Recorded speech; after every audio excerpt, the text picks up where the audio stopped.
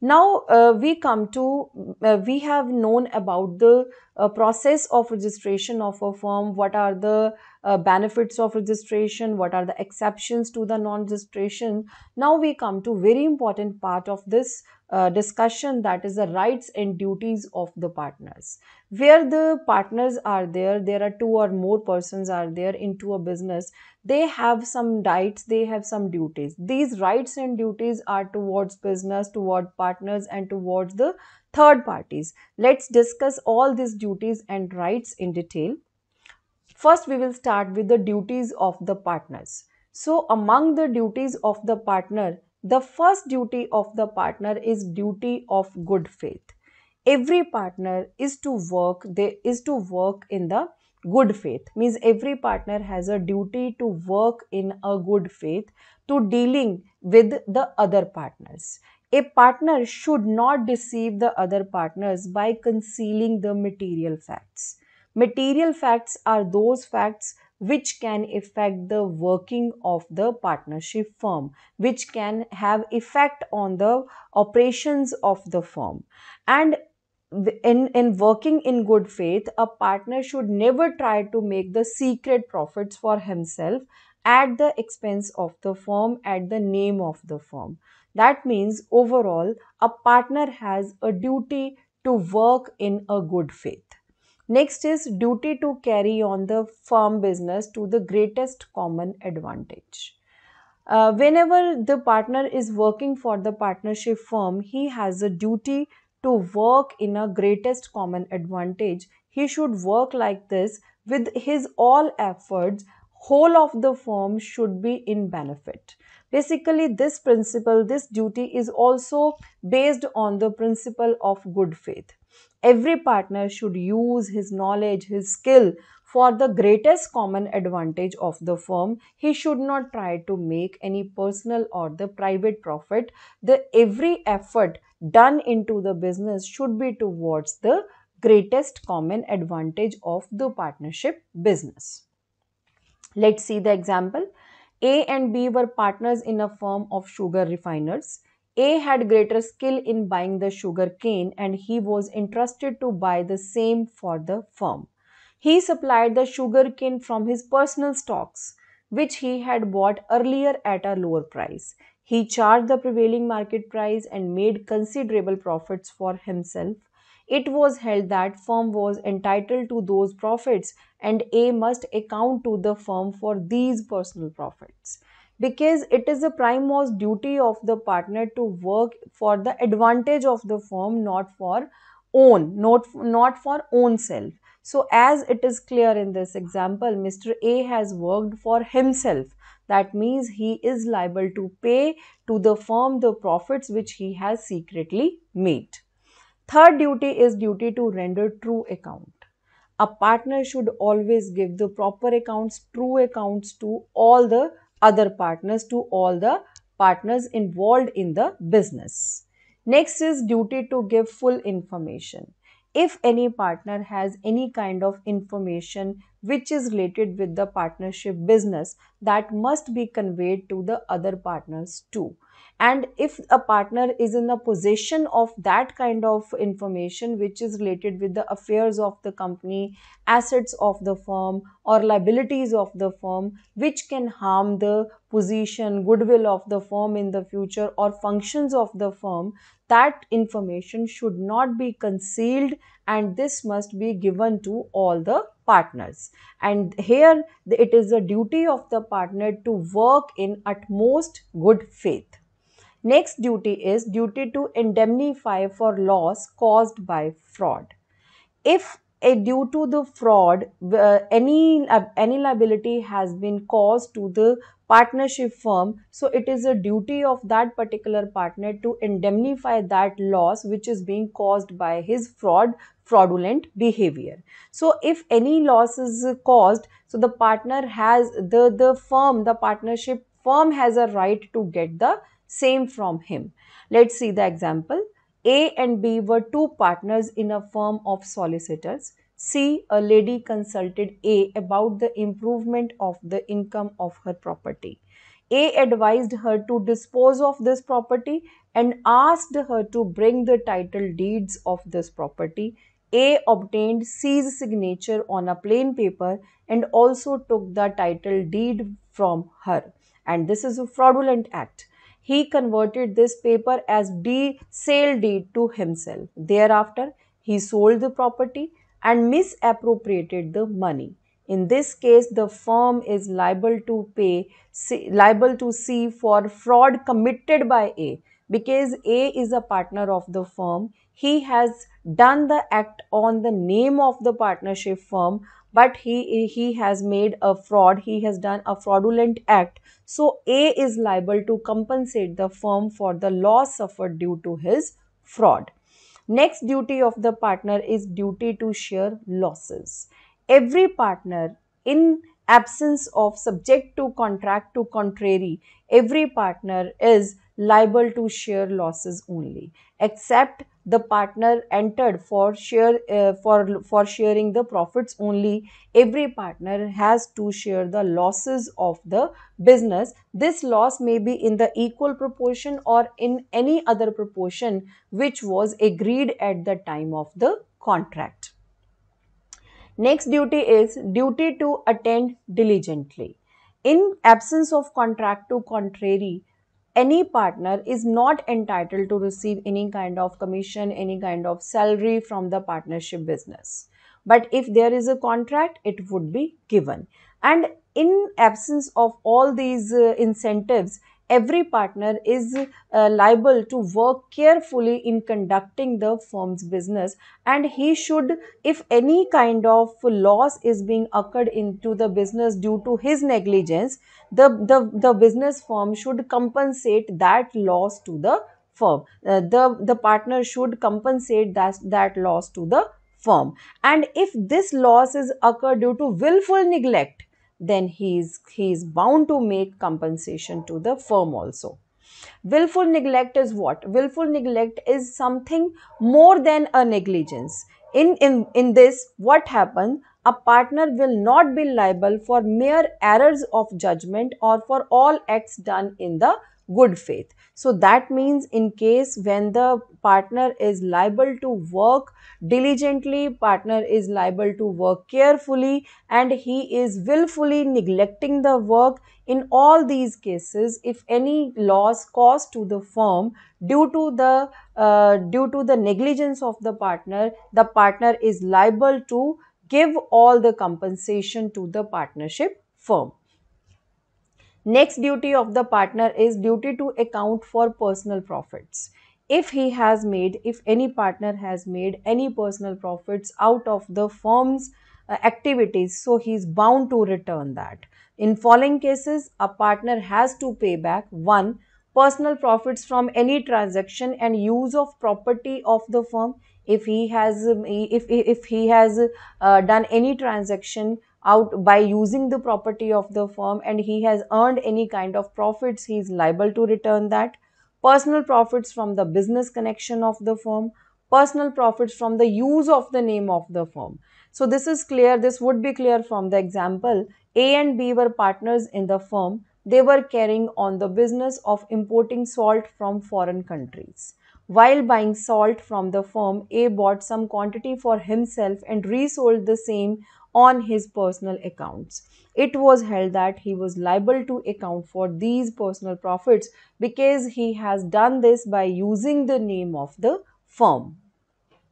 Next duty of partner is duty to account for profits of a competing business. Any partner cannot earn profits by a competing business of the partnership firm. If he does so, he is bound to account for such profits. Let's see the example. A and B were partners in a business. The firm was carrying on the business of supplying meat to the government. But later on, it was also found that he was also engaged with some other persons in supplying meat to the government and earned personal profits. So it was held that B was bound to account for the profits so made by him. Next duty is duty to act within authority. Every partner has some actual or implied authority. So every partner should work in that particular authority. It should not cross the boundaries of the authority. What is the actual or implied authority we will discuss in detail in coming lectures. Duty to use firm property exclusively for firm. The every partnership firm has some property, so it is a duty of the partners to use that property only from the firm. The property which belongs to the partners, but this property is to be used exclusively for the routine affairs of the business. And if any partner makes any kind of secret profits by using this property, he is required to pay back the same to the firm. Let's see the example. A and B owned a ship under a partnership.